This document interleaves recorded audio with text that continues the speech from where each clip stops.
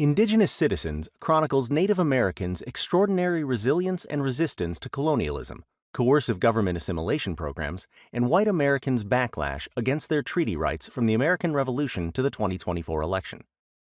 Weaving together Native peoples' experiences negotiating tribal, state, and national citizenship, it highlights their efforts to both preserve their tribal autonomy and secure the civil rights accorded to all American citizens.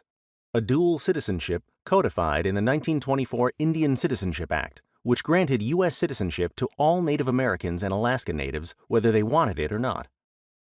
The book seeks to answer several important questions that are at the heart of Native people's relationship with the federal government, state governments, and their own tribal governments. Why did Native people embrace or resist American citizenship at particular moments in time? How did they understand the rights and the responsibilities it confers? And how did they employ the rights of national citizenship to strengthen tribal citizenship and thus sustain their cultural identity and their sovereignty? Native peoples' experience fighting to retain their political and cultural autonomy in the face of European and American colonialism gave them unique insights into 19th and 20th century international affairs, viewing their anti-colonial struggles in a global frame.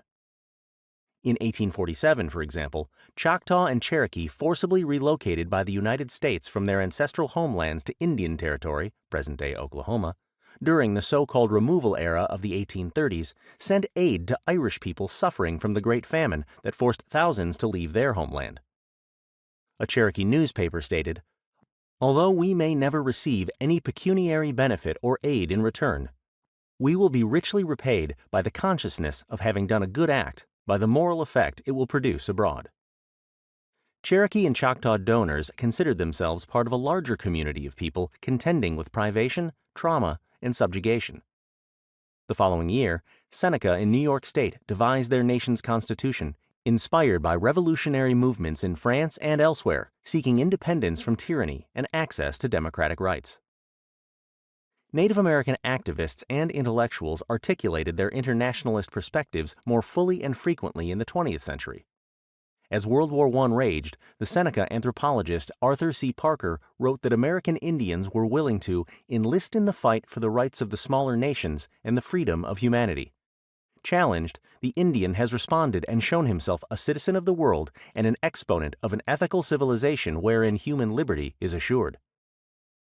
In a different essay titled "The American Indian in the World Crisis," Parker called the American Indian a world patriot. Pointing to the savagery of Europeans' violence during the war and Wilsonian calls to make the world safe for democracy, Native activists and intellectuals posited Indigenous America as a model ethical civilization that supported the rights of smaller nations, thus serving as the conscience of an America trying to reconcile the legacies of its 19th century imperial past at home and its efforts to promote the promise of American life abroad in the 20th century.